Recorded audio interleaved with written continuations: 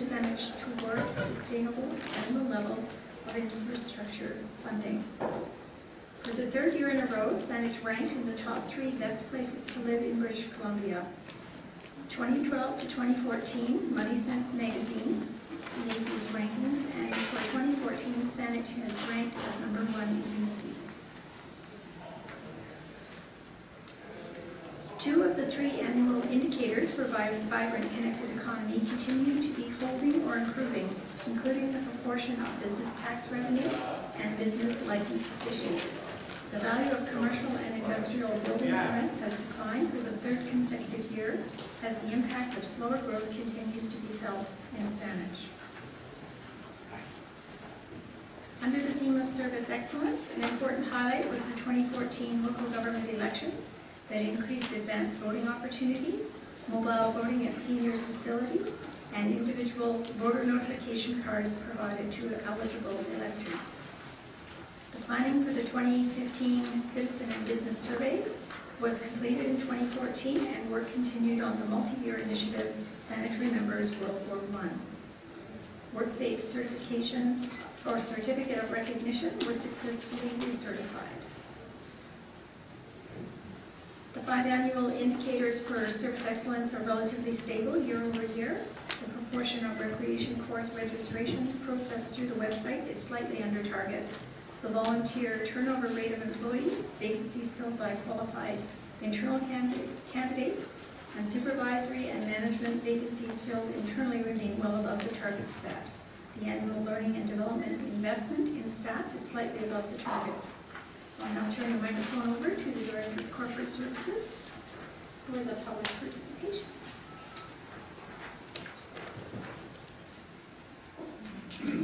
Thank you. This is the first year that we have reported on public participation after the implementation of the policy in 2013. The more informed and involved citizens and community groups are, the better we are able to build the community that we want. Involving the public in decisions on matters that affect them improves the quality of the decisions made and ensures that diverse opinions, information, and experiences are considered in the decision-making process. Mr. Chanel, can I just ask you to bring the microphone closer? Thank you.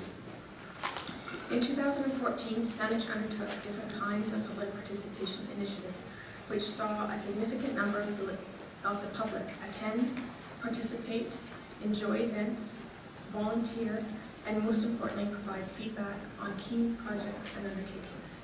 Some of the key on those are the civic election, which saw 82,155 participants. Music in the Park saw 10,125 participants. Pulling together Weed Control volunteer program saw over 11,000 volunteer hours. Attendance at open house and discussion groups on various projects that were undertaken saw more than 1,000 participants. And the survey responses for various projects saw 1,500 participants. And now I'm going to hand the microphone over to the Sustainability Coordinator for the next slide on action, climate action.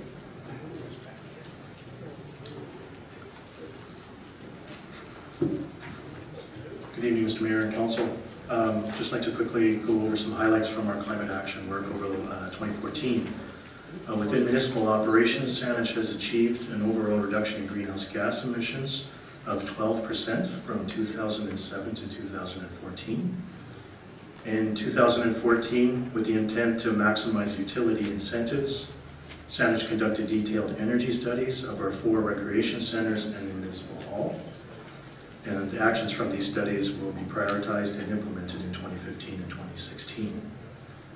Also, the region's first bike kitchen was installed by Saanich on the CRD Trail, located next to the municipal hall. And the popularity of these stations have resulted in the installation of 5 more on Saanich properties and provided a platform for bike repairs workshops this spring. And lastly, the new greener garbage service that Debbie mentioned, that was introduced in 2014, collected approximately 8,000 tons of compostable kitchen scraps, yard and garden waste in the first year of operation. And this is also a significant community greenhouse gas reduction project equivalent to nearly 4,000 tons of greenhouse gas annually in our community. Thank you very much. Thank you, Mark. Thank you, Mr. Mayor. Mayor and councillors, this concludes our presentation of the 2014 annual report, and we would certainly be pleased to take any questions. Generally, we would be looking for council to simply receive the report. It is a reporting out of initiatives and indicators that were adopted in the strategic plan for 2014. If council would like additional information on any area, we would be happy to provide that, but we would want to ensure that we at least get this document out into the public. Thank you, Mr. Mayor. Thank you for that. Council? Councillor Bryce. I'll proceed with the document. Second. Discussion. Councillor Branoff. Thank you, Mr. Mayor. If I could just through staff. I know that last year, I think we provided a smaller version for the public. Are we going to do the same this time? Yes, Mr. Mayor, we will do that. Okay, because this is pretty weighty. I do want to recognize one of the little success stories in the climate action one, which is the whole idea of our public works were running a vehicle idling so that they could operate a small electronic equipment inside, and they came up with the solution of a solar panel on top of the van. So I think that's great work. I think through Saanich we've seen that a lot of our staff are thinking outside the box within the workspace, and I think that's really, really positive. The other question I would ask is, there were some comments from the public, and perhaps at some other time we could have a discussion about our performance measures, and I know staff said that we are doing it properly, but there were some comments from one of the speakers about our performance measures, and I wouldn't mind looking at what BC has proposed and why we might not be the same, but I understand. So thanks. Councillor German, and then Haynes, and then Murdoch. Thank you, Mr. Mayor. I'll address, first of all, the performance measures, and without question, I think they can be improved.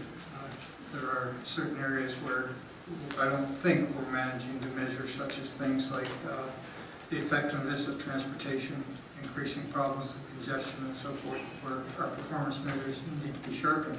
But having said that, it's also the performance measures reflect two things. One, the fact that the strategic plan is basically a 4-year plan at the current time.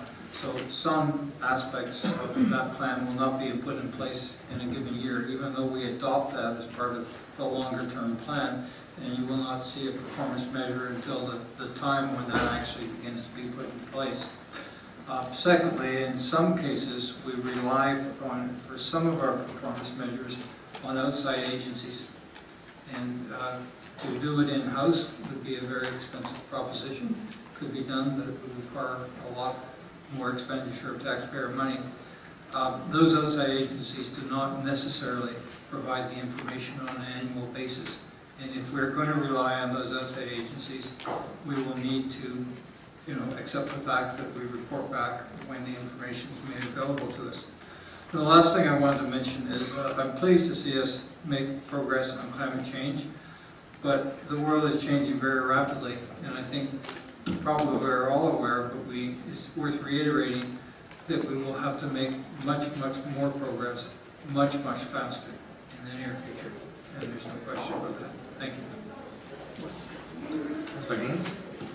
I'd like to thank our staff for bringing forward the report and presenting it.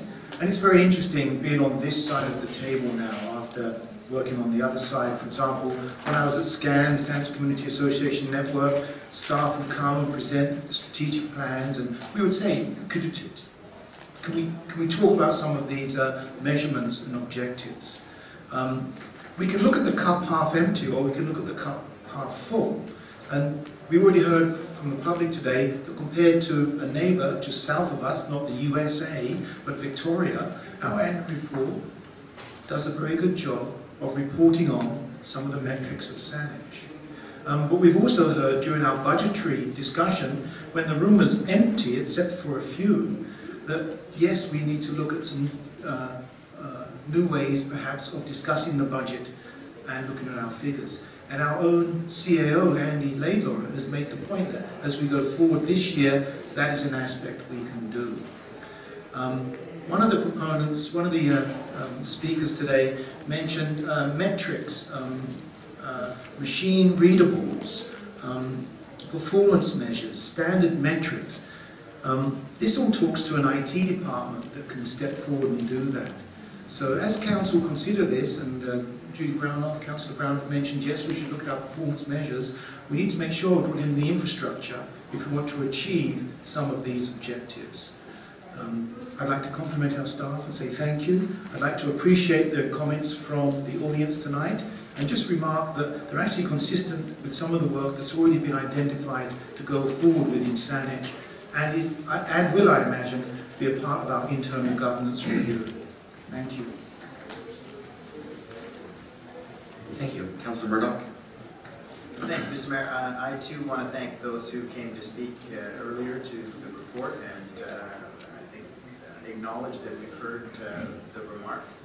I want to thank staff as well for the excellent presentation, and every year what we get at the meeting gets a little bit better, and I think this is the best iteration yet of how the information is presented. Very accessible, very easy to understand, and highlights a number of areas in the report, but certainly not all the areas in the report. And it's a good mix of what is going well and maybe what we need to be paying closer attention to. And that's really what I wanted to focus on. I was inspired by some of the remarks from the earlier speakers that one of the things that we don't do after we're presented with the annual report is have any kind of response. What happens now? If we see that data from last year or 2012 or 2013 is indicating that maybe we're not meeting the measures, the indicators that we set out for ourselves, do we need to take corrective action? Is it maybe that the response is just delayed and we'll see it next year, or is there something we need to be doing differently in order to respond? And so I do think that that's a conversation that Council does need to have, and it will be informed obviously by staff who are managing the programs and initiatives that are leading to this kind of change. But I think ultimately Council needs to be in a position to say, this is, after 4 or 5 years, we're not seeing the progress we anticipated, so perhaps we need to be taking a different approach. So I look forward to working through that, but I want to commend staff. I want to thank the community members who joined us this evening, and those who had input into both the strategic plan and the annual report. And I think every year it gets a little bit better, and I'm pleased to see this. Any more discussion? Seeing none, I'll call the question on the motion to receive this. All in favor? Opposed? Motion is carried unanimously. Thank you. All right, let's move on to the next item. F3, Madam Clerk. Thank you, Mr. Mayor. Just before we do that, I really just wanted to thank all of the staff who participated in the annual report, but I particularly wanted to recognize Debbie Harris, our corporate projects coordinator, who does yeoman's work in putting all of these things together for us. Thank you, Mr. Mayor. All right, thank you for that. All right, so we're on to F3 on our agenda. Thank you, Mr. Mayor. This next item is the Strategic Community Investment Fund. The report of the Director of Finance is recommending the Council accept the 2015 Strategic Community Investment Fund report as presented.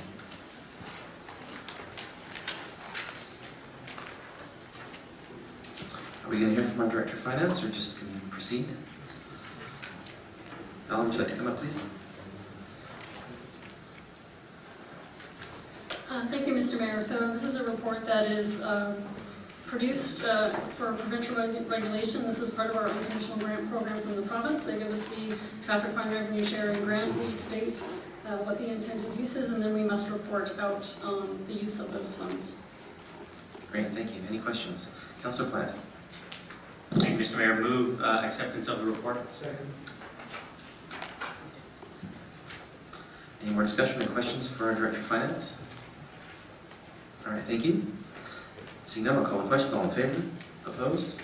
Motion's carried unanimously. Thank you. Next item, F4. This is the request for proposal 1315 for consulting engineering services, active and safe roads to school. The report of the Director of Engineering is recommending the Council award the request to HASTE BC Workers Cooperative in the amount of $237,000. So moved. Second? Discussion, Councillor Rowland. Thank you very much. I don't know if I'd call it an opportunity, but was there an opportunity made to the school districts to be involved in some way in the study? Could you please repeat that? Beg your pardon? Could you please repeat that? We're doing number 4? Yes. Okay. Was there any opportunity for the school districts to be involved in any part of it as far as the financial part of it? Question for staff? Did we ask? Mr. Mayor, to Council Workland, no, we didn't ask them to be partnerships in the cost sharing for this program. Thank you. Councilor Plant? Thank you. Just for clarification, is this a one, through you to Director of Engineering, is this a one-time fee for the 3 years approximately, or is this will this come forward each year? Through the Mayor and Councilor Plant, I'm sorry, apologize. Okay. This is actually a one-time fee for the 3 years. So this is includes optional work for 2016 and 2017, and this would be the total upset amount of $237,000. Thank you very much. Councilor Haynes? Sorry, Councilor Brownell? Thank you, Mr. Mayor. So I'm obviously speaking as part of the Senate started Safe Routes to School program a number of years ago, where we had money with ICBC, and then the money ran out and it stopped. And being liaison on the Administrative Traffic Committee, I can tell you just about at every meeting we will have an issue around schools, and it's because parents dropping off and safe routes for kids to get to the schools. So I'm very hopeful that this program will address pedestrian and cycling to the schools in a safe way. Our previous program actually created maps. We worked with the parent advisory groups, and I'm hopeful we'll work with the young people at schools as well, because they're part of getting how they get to and from school. So I'm very supportive of this moving forward. Thank you. Councilor Haynes? And then Councilor German. If I may, through the Mayor to our engineer, we had 12 done, and we have 18 undone, and it is anticipated that each year 3 to 6 will be selected for the program, up to a total of 18, and you mentioned this is a 3-year program, so at its minimum it would do 9, 3 per year, and at its maximum it could do 18. My comment would be, we'll be coming out of here with the probability that they will not all be done. Through the Mayor and Councilor Haynes, actually, yeah, the minimum requirement in here in RFP is actually 3 just for this year, and then we have optional work to exercise up until 18. So that's right. We would first be completing work that we haven't completed, so left off, start where we left off in 2006, complete those remaining elementary schools and middle schools, and then we'll look into completing the work that, and refreshing the work that has been done previously, but there may be some that are left off, and we can reevaluate that when the program would be completed in 2017. Very good. Okay, so we're not sure then, in 2017, whether we will have completed this objective. It's going to depend on the cost of each of the routes coming out of that budget. This budget is not designed to complete all the routes. That's correct. Great. Thank you. Councilor German? Thank you, Mr. Mayor. I'm certainly supportive of this. It fills a gap that was left when the funding disappeared. And I do want to comment briefly on Councillor Brown's statement, which is quite correct, that there are a lot of problems in safe routes to school with the amount of driving. Unfortunately, that reflects on the decision that was made back some time ago to change the alignment of schools. And some neighborhood schools were closed, and then kids going to elementary school had to walk further. And kids, or if they chose to walk, kids going to middle school, including grades 6 and 7, had to go a lot further. That caused a lot of parents to make the decision to drive their kids to school. Unfortunately, that was made, a decision made by the school board without reflection on the implications for travel and other things, and it's too bad, but that's where we're at now. Thank you. Is there any more discussion? Just a quick question for more background for myself to the Director of Engineering. Where did this program originate, and where did the RFP originate? Mr. Mayor, we tough to answer the question of where it originated. It's been around, these programs have been around for quite a while, and here in Saanich for, in the past decade we were involved in it. I think these have even started as early as the late 90s, or maybe even earlier than that. The proponent that we're working with, or we want to work with here, is HASTE. It stands for the Hub for Active School Travel. They've been working with schools in the Lower Mainland and through BC for the last 10 or so years, and is well known in the community for initiating and achieving these programs. Thank you. And where did the idea for the RFP originate? Did it originate in our committee system, or did it originate in the departments? It originated in the department. It was recognized that this is something that was left off in 2006. It provided a lot of value for engineering in terms of potential infrastructure that could help support these schools. We also saw value in working with the schools and teaching and educating children earlier on the importance of active transportation modes to school, and hopefully stay with them for the longevity of their life. So it was something that we saw as a benefit to moving what Council's given us as direction and moving active transportation and the mode for that further along in Saanich. Thank you for that. Any more discussion? Questions from Council? Seeing none, I'll call a question on the motion. All in favor? Opposed? Motion's carried unanimously. Thank you so much.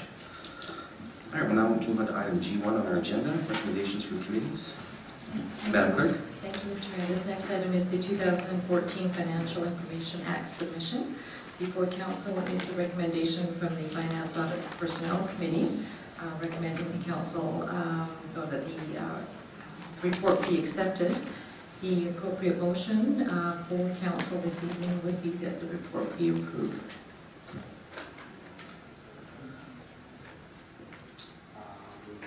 Second. All right. Discussion? Seeing no discussion on our Sophie report, I'll call a question on the motion. All in favor? Opposed? Motion's carried unanimously. Thank you. All right.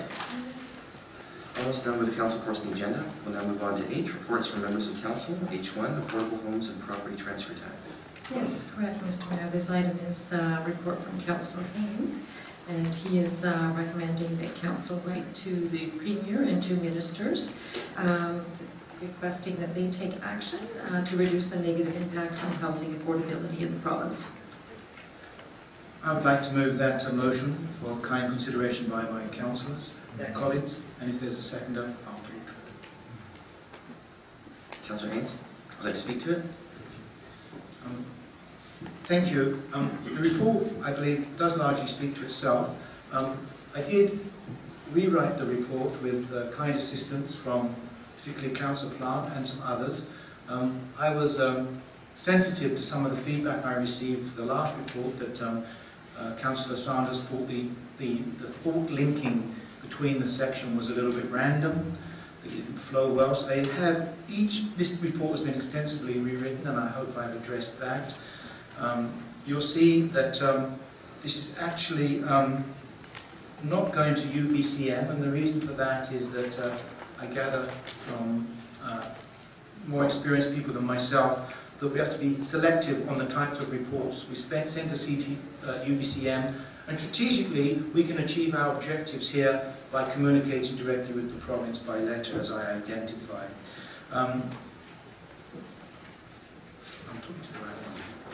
We heard the public talk about property transfer tax, and several examples were raised.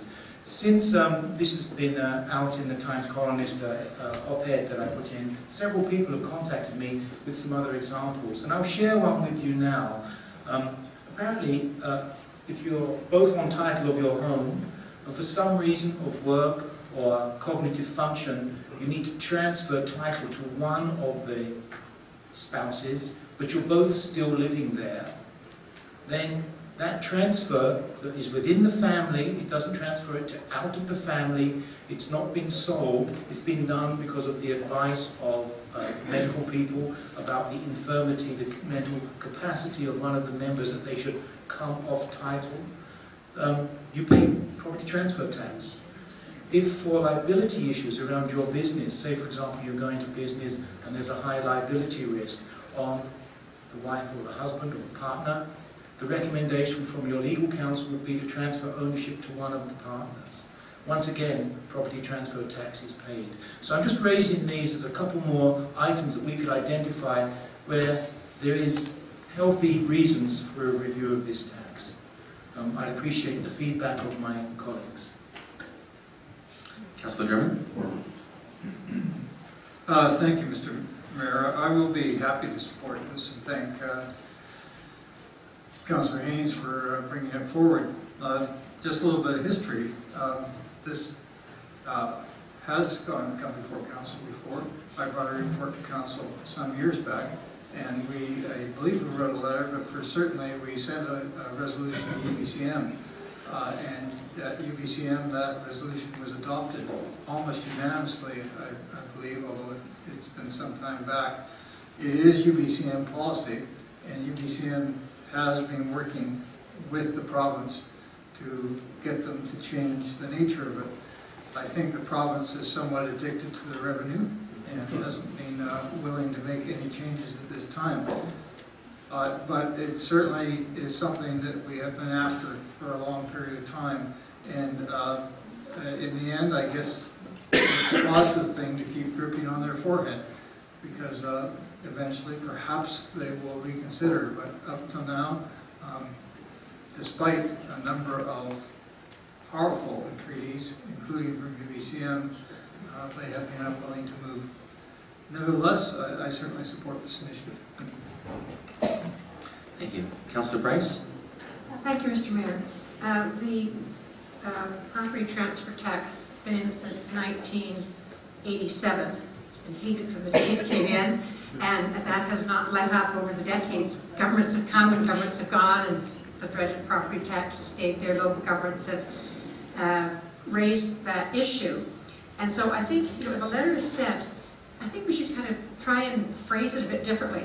I pulled up here on the Globe and Mail, the Premier, who we're sending this letter to, said in February, when asked about it, she says, Ms. Clark said Wednesday, the challenge is going to be figuring out how to engineer the demise of the tax without endangering British Columbia's balanced budget.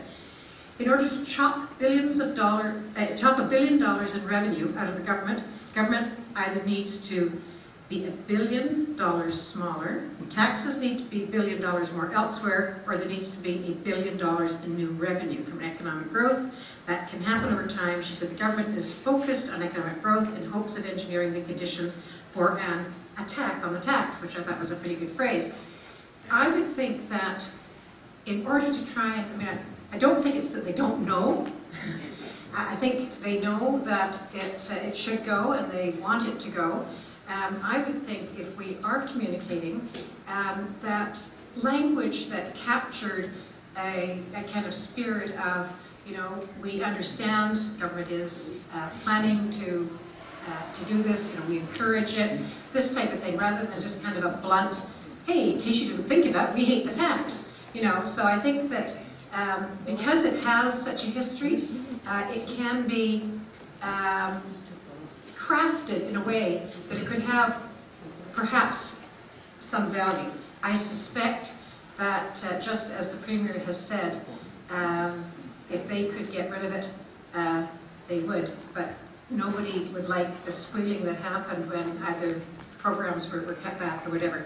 So it's not that I think the motion can speak to the issue, but surely given the history, given the acknowledgement by the government they want to get rid of it, that there would be value in some creative language. Through the Chair, may I just speak to that? And certainly I would embrace a friendly amendment, but I'd just like to point out, this motion doesn't ask them to get rid of it. This asks them to evaluate the negative impact on affordable home ownership. It asks for it to be reduced. So I was trying to hit the middle ground there, observing the fact that for sure where they're going to find another $1 billion. And what it tries to point out in the report is the accelerated growth of the property transfer tax impact on affordability. And what may be different, I did look up the UCBM, and I was aware that this is a topic at the UBCM. I talked to several people at the FCM, the Federation of Canadian Municipalities, and the point there would be, is that compared to 10 years ago, compared to 15 years ago, we're in a more serious crisis of affordable housing. And at the UCBM, they passed a motion, we stood there and applauded it, asking all levels of government to work on the affordability of homes in our area. As a frontline deliverer involved with housing, my motion has come forward to ask Saanich to raise its voice again. I'm aware it's not a unique statement, but I certainly would embrace a friendly amendment around the wording. This motion does not ask them to remove it, it asks them to evaluate its negative impact, and that would hopefully give them some wriggle room. But if you have some suggestions, Councillor Bryce, I'd welcome them. Through you, Mr. Mayor, I certainly don't want to tamper with the motion. I guess my thinking would be that perhaps as a result of some of the comments here, that there could be, you know, certainly not some kind of a standard, you know, kind of message, that there'd be some way of incorporating your sense about the reduction, maybe that kind of an optimistic sense that we would welcome any reduction in it, this type of thing. I look forward to writing something and sharing a draft with Council, which would be a supplemental document to go forward. Thank you. Councillor Brown is next on the list, and then Murdoch, and then Murdoch. Thank you, Mr. Mayor. So yeah, this is the head